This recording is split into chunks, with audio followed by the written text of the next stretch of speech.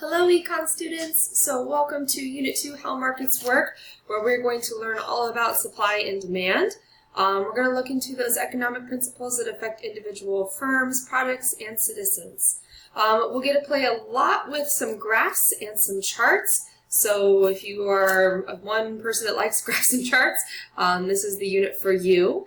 We will also have a collaborative partner project at the end of the unit, so you want to make sure that you'll go over to the People button on the left-hand side, where you will find your partner and create a newscast video with someone in the class. There's lots of exciting things in this unit. Check out that crash course that's down below. It always has a really good introduction to some of the concepts that we will be learning. I can't wait to see your products for that big project at the end. And as always, let me know if you need anything through that Canvas inbox. Thanks, guys.